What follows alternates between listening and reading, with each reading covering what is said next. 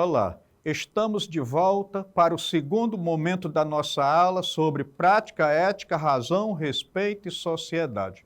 Então, neste momento, nós vamos trabalhar a parte da questão ética na modernidade.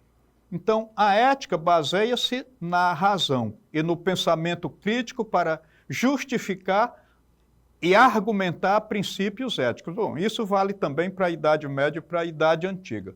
Agora, na modernidade, o filósofo Immanuel Kant enfatizou a relação entre razão e ética, do seguinte modo: quando agimos com liberdade, mas motivados pelo dever, nossas ações têm valor moral.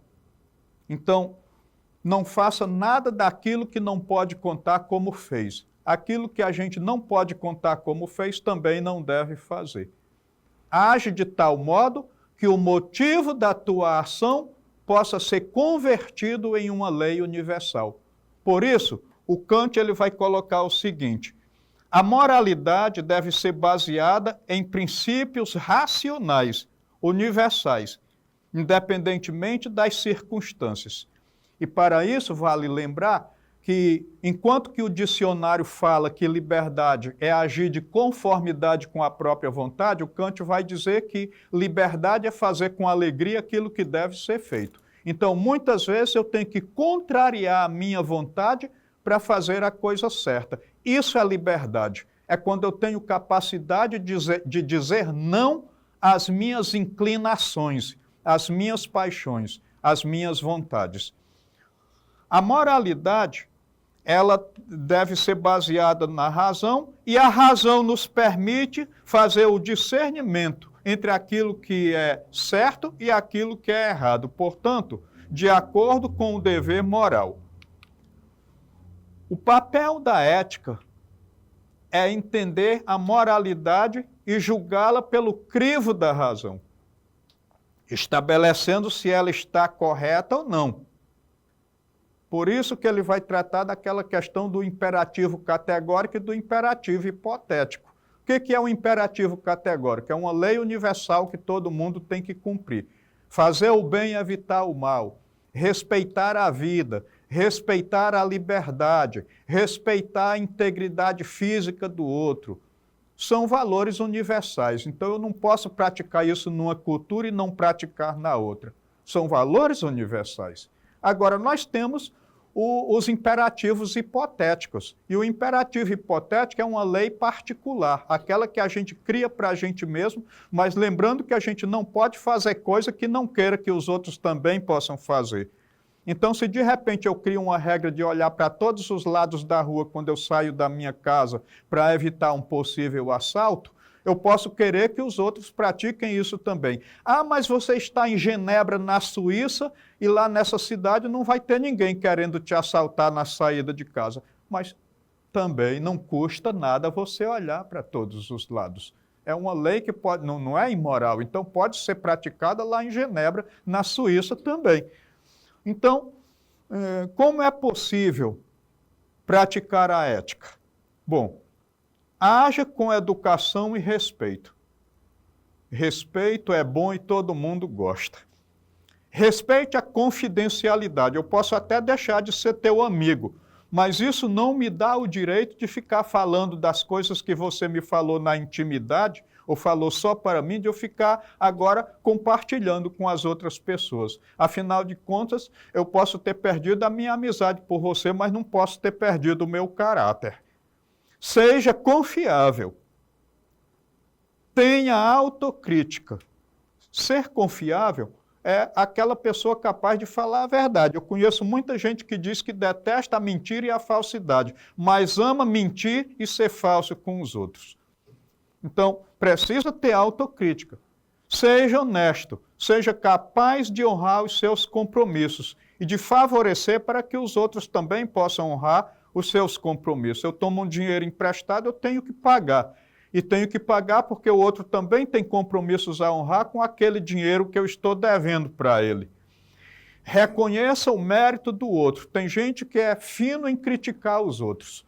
Criticar é muito fácil, Agora, elogiar quando faz a coisa bem feita, isso nem sempre é fácil, mas é necessário que se faça. Agora, seja uma pessoa discreta. Evite principalmente reclamar e criticar de forma desnecessária. Então, essas coisas são fundamentais para que a gente possa manter uma vida correta, uma vida íntegra. Agora, o respeito é a base para a construção de uma sociedade saudável e harmoniosa. Então, uma sociedade igualitária, uma sociedade feliz, uma sociedade alegre, uma sociedade harmoniosa, ela tem que necessariamente passar pelo respeito. Vivemos em uma sociedade diversa, com indivíduos de diferentes origens, culturas e crenças. Então, as origens, as culturas e as crenças, principalmente as crenças, precisam ser profundamente respeitadas. Senão nós criamos desigualdade, geramos intolerância e a intolerância ela gera violência. E uma sociedade violenta é uma sociedade ameaçada na sua coesão. Então, cultivar o respeito envolve práticas como empatia, diálogo, valorização da diversidade e conduta ética.